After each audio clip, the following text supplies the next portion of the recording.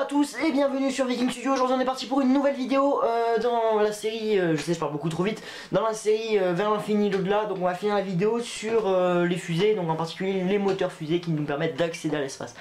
Et donc aujourd'hui on va parler des moteurs à ergol liquide. Donc c'est parti. Donc un moteur à ergol liquide, donc contrairement au moteur à poudre, le moteur à ergol liquide on peut en contrôler la combustion. Donc on en distingue plusieurs types. Alors le premier que je vais appeler les moteurs classiques, à combustion classique. Un exemple, la V2 est équipée d'un moteur de ce genre là. Les fusées russes, type Soyouz, sont équipées d'un moteur dans ce genre là. Donc c'est un moteur où en fait on va mettre un carburant et un comburant dans les réservoirs. Enfin il y a un réservoir de carburant et un réservoir de comburant normal. Dans ce cas là en fait c'est qu'il y a un réservoir qui va contenir le carburant et l'autre de l'oxygène liquide qui sera utilisé comme comburant. Donc c'est un moteur à combustion classique, on va appeler ça comme ça. Donc par exemple ça peut être de l'éthanol et de l'oxygène liquide. On peut utiliser du méthane aussi, si j'ai pas de bêtises. On peut utiliser du kérosène, par exemple la fusée Soyuz tourne au kérosène. Copenhagen Suborbitals fait tourner ses fusées avec de l'éthanol pur d'un côté et de l'oxygène liquide de l'autre. La V2 tournée à l'éthanol et à l'oxygène liquide, donc ce sont des moteurs assez classiques. Donc un gros avantage par exemple du kérosène, c'est qu'il permet une très forte puissance.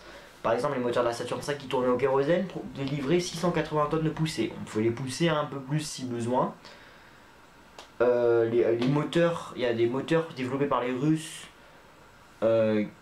J'ai plus le nom, le RD 170 je crois, qui sort 800 tonnes de poussée, qui est le moteur à ergol liquide le plus puissant au monde. Mais contrairement à la Saturn V qui a des moteurs monotuyères, celui-ci est quadrituyère.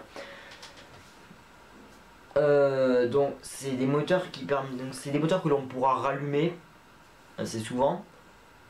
C'est des moteurs qui sont qui peuvent être réutilisables puisque SpaceX utilise des moteurs qui tournent au kérosène actuellement, même si le Starship aura des moteurs au méthane. Et par contre un gros désavantage contrairement aux moteurs à poudre qui ont des ergols dits stockables, ceux-là les ergols ne sont pas stockables.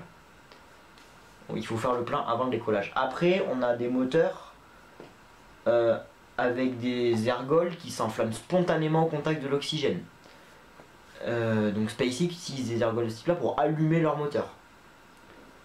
Ah oui, donc, et sur les moteurs précédents, donc par exemple ceux au kérosène à l'oxygène liquide, on a deux types, le cycle ouvert et le cycle fermé. Le cycle ouvert, c'est celui par exemple qu'on voit, et celui qui est le plus répandu, parce que le plus simple est le moins dangereux. Donc le cycle ouvert, en gros, il y a une turbopompe qui pompe le carburant pour l'envoyer dans le moteur. Et cette turbopompe, elle consomme du carburant. Et ce carburant n'est pas tout à fait brûlé. Et en fait, il y a ce qu'on appelle, on pourrait appeler ça un pot d'échappement par exemple. Sur la Saturn V, ce carburant était envoyé par des petits trous situés dans le bas de la dans le haut de la tuyère, pardon. Et en fait ça permettait comme ça en s'écoulant de protéger la tuyère, même si le mélange était déjà très chaud, d'autres mélanges qui étaient encore plus chauds et qui pouvaient déformer le moteur. Il faut savoir que les moteurs F1 de la Saturn V étaient bons pour la casse après leur utilisation. Vous ne pouvez pas les réutiliser parce que il y avait tellement de puissance qu'en fait même avec même en faisant tout ce qu'on pouvait, les moteurs se déformaient. Et puis après il y a le cycle fermé qui est utilisé pour la première fois sur la fusée lunaire soviétique qui n'a jamais réussi à voler parce que bon, il y avait trop de moteurs sur le premier étage. Il y avait 30 moteurs sur le premier étage. La fusée, donc c'est les moteurs à cycle fermé. Cette fois-ci en fait ce carburant de la turbopompe qui est hautement explosif, qui est beaucoup plus explosif que le mélange froid, on va le réinjecter dans la tuyère pour le récupérer et ça permet d'augmenter la puissance. Il faut savoir que ces moteurs là sont utilisés mais c'est très faible. Par exemple je crois que le Starship va utiliser des moteurs à cycle fermé. Donc c'est des moteurs, c'est encore plus coûteux à développer. Et il faut développer des alliages spécifiques, c'est extrêmement dangereux.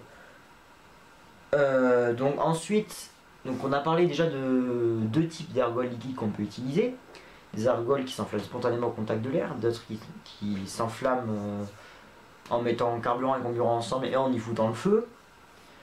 Donc maintenant on va parler des moteurs avec des ergols dits hypergoliques. Donc, ces moteurs là sont des ergols très toxiques. Ils sont utilisés entre autres sur la fusée Proton, qui est une fusée russe, et certaines fusées chinoises. Même si les Chinois essaient de les laisser tomber, pareil les Russes, la fusée Proton ils veulent y mettre fin parce que c'est extrêmement toxique. Donc en fait c'est des ergols, quand on les met en contact l'un et l'autre, ils s'enflamment spontanément. Il n'y a pas besoin d'oxygène. Et un gros avantage, c'est que par exemple ceux utilisés par la fusée Proton sont stockables à température ambiante. C'est pour ça que la fusée Proton est dérivée d'un missile d'ailleurs. Parce que ben, ça marche. Et c'est bien stockable. Et donc voilà, et après et ces moteurs là peuvent être rallumables assez facilement. Et puis après on a les moteurs dits cryogéniques qui ceux-là vont utiliser de l'oxygène et de l'hydrogène qu'on met ensemble et ça fait de l'eau, mais ça fait une poussée suffisante pour pouvoir décoller. Un gros problème, l'oxygène et l'hydrogène, s'il y a une fuite, ça fait tout péter. C'est ce qui est arrivé sur Challenger parce qu'il y a un booster qui a perforé le réservoir central de la navette. Donc c'est des moteurs dangereux, puis surtout ce n'est pas stockable, c'est difficile à maîtriser, c'est difficile à produire. D'ailleurs c'est en partie pour ça que les soviétiques n'ont pas réussi à aller sur la Lune, parce qu'ils n'arrivaient pas à produire, parce qu'ils n'avaient pas une filière vraiment de production d'oxygène et d'hydrogène. Donc voilà, donc on a parlé des types de moteurs. La prochaine fois, dans la prochaine vidéo sur comment aller dans l'espace, nous allons parler... Non, remarquez, on va en parler maintenant plutôt. Parce qu'on en est qu'à 5 minutes de vidéo. Donc maintenant, donc tout ça, donc on comprend un étage de fusée, donc on fout un ou plusieurs moteurs. On peut mettre le record, c'était sur la N1, il y avait 30 moteurs. Bon, ça n'a jamais fonctionné. SpaceX met pas mal de moteurs, vu qu'ils mettent 9 moteurs. Donc ça permet de propulser la fusée, mais un gros problème, c'est qu'un seul étage permet juste de faire un vol suborbital. Vous vous rappelez de la première vidéo? Voilà. Donc... ce qu'on fait, c'est qu'on met 2 étages au-dessus. C'est Tsiolkovsky, Konstantin Tsiolkovsky qui l'a imaginé. Donc là, on a 2 types de fusées. On a des fusées dites à 1 étage et demi. Donc c'est-à-dire qu'on met des boosters autour. Par exemple, la fusée Soyouz, on a 4 moteurs latéraux très puissants qui délivrent... je crois que c'est des moteurs qui délivrent 800 tonnes de poussée.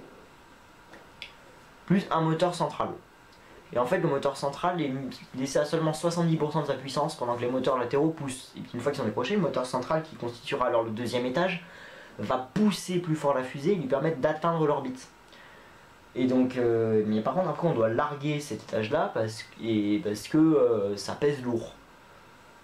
Et que surtout en fait il reste toujours un peu d'air en orbite terrestre. Donc on a besoin de plusieurs étages. C'est pour ça qu'aller dans l'espace coûte cher parce qu'il faut... Le problème c'est qu'on paye la masse de la charge utile, mais mettre 1 kg en orbite demande une énergie considérable.